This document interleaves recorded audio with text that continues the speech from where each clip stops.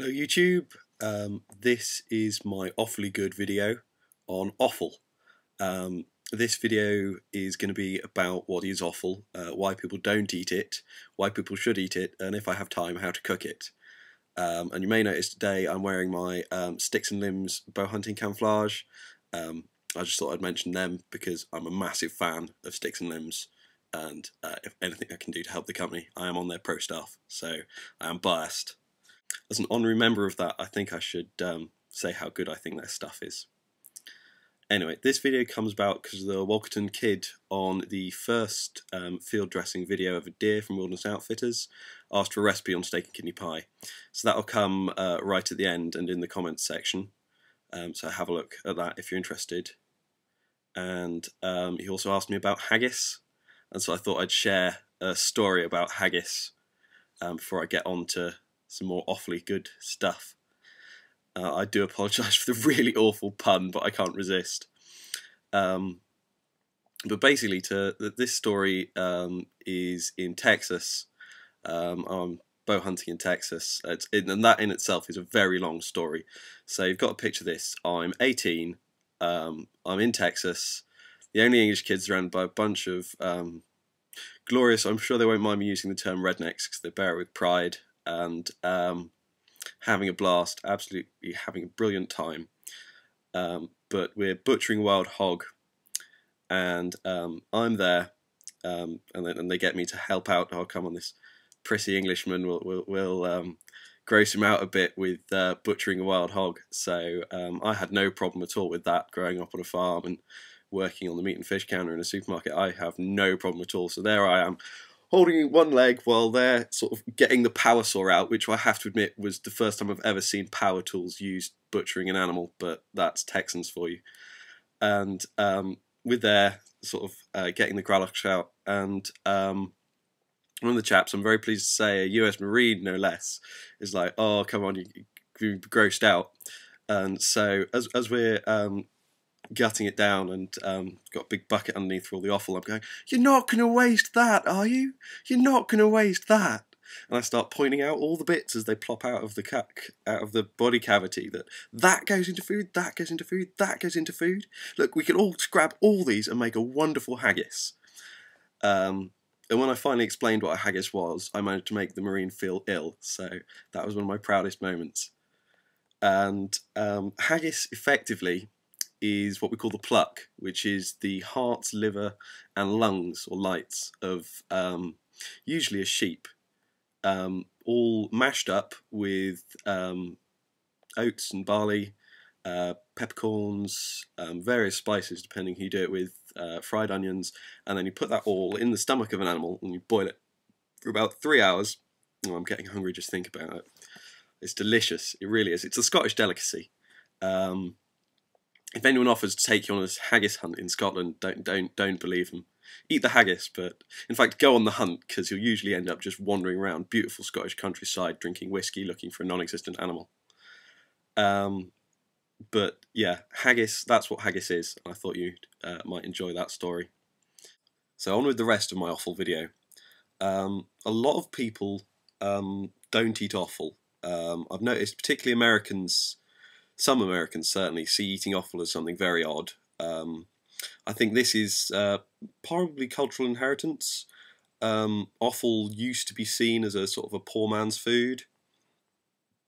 So I think that possibly the richness that America came into meant people stopped eating so much offal. Because if you could have, by eating offal, it was because you couldn't afford the better meats, the posher meats, which I feel is a shame because they're really missing out. That's certainly, I think, the case in Britain quite a lot as well. But then another reason people don't eat offal very much in Britain is they've had a bad experience with it. This is usually school dinners, some horrible mank liver with gravy and disgusting mashed potatoes served cold on your school dinner plate will certainly put you off offal. But that's really offal, really mistreated, and that's like not liking meat because you used to get the horrible school dinner greasy burgers that were mostly gristle and bone meal.